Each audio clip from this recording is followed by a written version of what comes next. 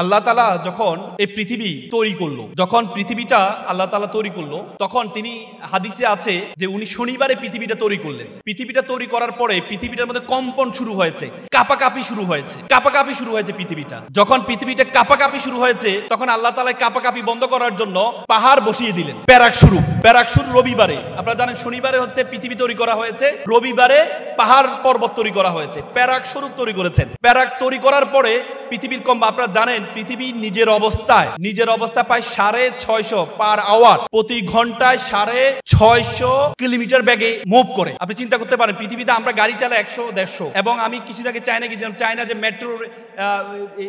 Metro আছে সেটি হচ্ছে আপনার বুলেট ট্রেন আছে, সেটি চলে 350-400, 650 এত স্পিডে চলে এটি পৃথিবীটা। কিন্তু আমরা বুঝতে পারি না। এই যে আপনারা এটা বোঝার জন্য আপনারা দেখবেন, আপনারা যখন শিপে উঠেন বা বিমানে উঠেন, বিমান এত স্পিডে চলে 200, 250, 350।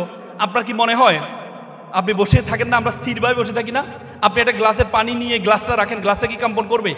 না, কারণ এটা স্পিডটা বাহিরে, এটার ভিতরে স্পিডটা বোঝা যায় না। তেমনি পৃথিবীটা যে এত দ্রুত চলছে, আমরা যে ভিতরে আছি, আমরা সেই বিমানের মতো। বিমান আবিষ্কার যদি না হতো, জাহাজ আবিষ্কার যদি না হতো, আপনারা যারা মেরিন ইঞ্জিনিয়ার আছে তারা জাহাজ অনেক স্পিডে চলে, কিন্তু ভিতরে বোঝা যায় না যে এত স্পিডে চলছে। মনে হচ্ছে যেন জাহাজটা দাঁড়িয়ে আছে, বাইরের দিকে তাকালে মনে হচ্ছে জাহাজটা চলছে।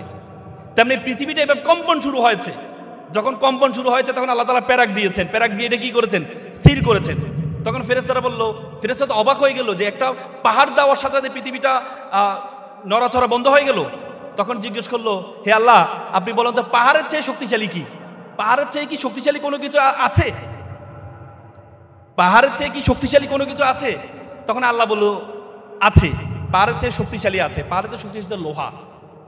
তখন আবার ফেরেশতারা আবার জিজ্ঞেস করলো, লোহার চেয়ে? কারণ লোহা দিয়ে কি পাহাড় কাটা হয়। তখন জিজ্ঞেস করলো, লোহার চেয়ে কি শক্তিশালী কিছু আছে? তখন আল্লাহ বলল, নাম আছে। সেটি কি? আগুন। কারণ আগুন দিয়ে কি হয়? লোহাকে কি গলানো হয়। তারপরে ফেরেশতারা আবার কিউরিসিটি হিসেবে জিজ্ঞেস করলো, হে আল্লাহ, আগুনের চেয়ে কি শক্তিশালী কিছু আছে? তখন বলল, কি আছে? পানি। পানি। কারণ পানি দিয়ে কি হয়? আগুন নিবানো হয়। এরপর আবার জিজ্ঞেস করলেন, পানির চেয়ে কি শক্তিশালী কিছু আছে? তখন আল্লাহ বলল, নাম রেহ মানে কি? বাতাস। কারণ বাতাস দিয়ে পানিকে যে জলোচ্ছ্বাস তৈরি হয়, বাতাস। তখন ফেরেশতারা আবার জিজ্ঞেস করলো, হে আল্লাহ, শাইয়ে আসাদ মিনাল রেহ, মানে এটার চেয়ে কি শক্তিশালী কোনো কিছু আছে? তখন আল্লাহ বলল, নাম ইবনা বনি আদম। আল্লাহ বলল, আছে, তার চেয়ে কি? বনি আদম হচ্ছে সবচেয়ে বেশি শক্তিশালী। আপনি চিন্তা করতে পারেন আল্লাহ তাআলা এত কিছু পাহাড় তৈরি করেছেন কম্পন বন্ধ করার জন্য। আল্লাহ তাআলা কিন্তু কোরআনে বলেছেন, আল্লাহ তাআলা বলেছে, আলাম নাজ আলিল আরদা মিহাদ, আমি পৃথিবীটাকে বিছানার মতো, মিহাদ মানে হচ্ছে বিছানার মতো সমতল করিনি। ওয়াল জিবালি কাবাদ, তার মানে কি? আমি পাহাড়কে করেছি অ্যাজ লাইক এ স্পেক্স, প্যারাক হিসাবে। আল্লাহ তাআলা কোরআনে বলেছেন। তার মানে এত কিছু পাহাড় পর্বত, পানি, আগুন, সব কিছুর চেয়ে সবচেয়ে বেশি শক্তিশালী হচ্ছে কি? মানুষ। মানে আল্লাহ তাআলা মানুষকে সৃষ্টি করেছেন। পৃথিবীতে যত বলা হয় 18,000 মাখলুকাত আছে, অনেকে বলে এর বেশিও আছে।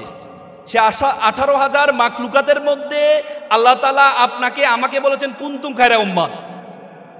আল্লাহ বলছে, you are the noblest nation. Allah বলছে, you are the best nation. Allah বলেছে, তুমি হচ্ছে সেরা জাতি। এই পৃথিবীতে জগতে যা কিছু আছে সবকিছু আমি তোমার জন্য সৃষ্টি করেছি। পৃথিবীতে যা কিছু আছে সবকিছু আমি তোমার জন্য লিখেছি। আল্লাহ তাআলা বলেছে, হুয়াল্লাযী খালাকালাকুম মা ফিল আরদি জামিআ, এই আসমান এবং জমিনে যা কিছু আছে সবকিছু আমি তোমার জন্য সৃষ্টি করেছি। আর তোমাকে আমি সৃষ্টি করেছি ওয়ামা খালাকতুল জিন্না ওয়াল ইনসা ইল্লা লিয়াবুদুন, আর তোমাকে আমি সৃষ্টি করেছি শুধুমাত্র আমার ইবাদত করার জন্য, শুধুমাত্র আমার ইবাদত করার জন্য।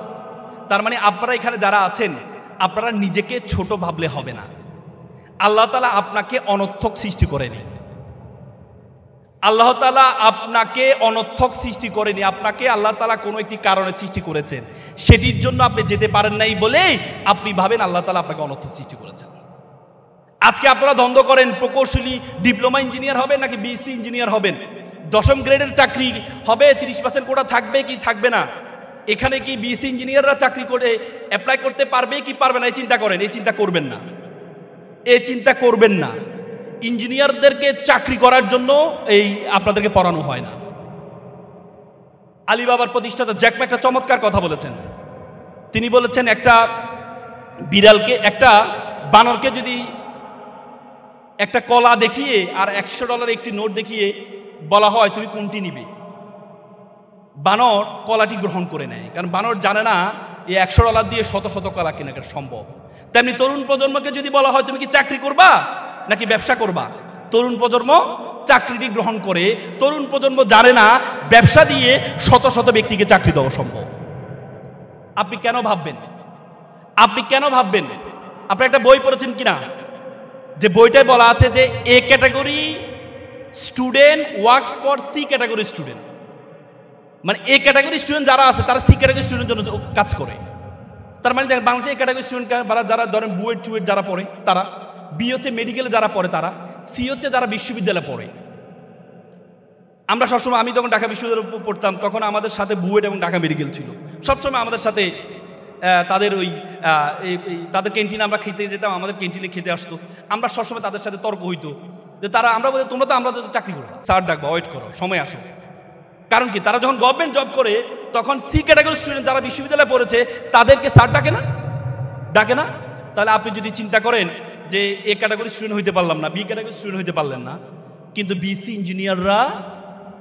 বিসি ইঞ্জিনিয়াররা আপনাদের অধীনে চাকরি করবে যদি আপনি নিজের অবস্থায়, নিজের যোগ্যতায় আপনি দাঁড়াতে পারেন, নিজের অবস্থায় দাঁড়াইতে পারেন। কেন এটার জন্য আন্দোলন করতে হবে রে ভাই? আজকে যে ফেসবুক আপনারা ব্যবহার করেন, জুকারবার্গ হার্ভার্ডের স্টুডেন্ট ছিলেন কিন্তু বিশ্ববিদ্যালয় শেষ করেন নাই। সেকেন্ড ইয়ারে গিয়ে উনি চিন্তা করলেন আমি চাকরি করব না, তিনি তার বন্ধুকে নিয়ে ফেসবুক তৈরি করলেন শুধু ইউনিভার্সিটির জন্য। পৃথিবীতে এখন 4th রিচেস্ট পারসন, পৃথিবীর 4র্থ ধনী ব্যক্তি হচ্ছে জুকারবার্গ, কিন্তু উনি সেকেন্ড ইয়ারের থেকে ড্রপ আউট হয়েছে, বিশ্ববিদ্যালয় কন্টিনিউ করেন নাই। পরে 2017 সালে গিয়ে তাকে সম্মানসূচক ডিগ্রি দেওয়া হয়। কিসের জন্য? আপনার সার্টিফিকেটের জন্য দৌড়ান। মাইক্রোসফটে কিছুদিন আগে একটা আসছে, একটা জরিপ আসছে, 50% তাদের যে কর্মচারী তাদের কোনো সার্টিফিকেট নেই, তাদের কোনো সার্টিফিকেট নেই। তারা সার্টিফিকেটের জন্য দৌড়ান কেন? বিএসসি সার্টিফিকেটের জন্য দৌড়ান কেন? কি দরকার আপনার? এটার জন্য দৌড়াবেন কেন আপনি? এটার জন্য দৌড়াবেন কেন আপনি? আপনি যদি এটার জন্য দৌড়ান তাহলে আপনি মনে করবেন আপনি এই যে এটার জন্য আপনি পিছনে পড়ে যাচ্ছেন।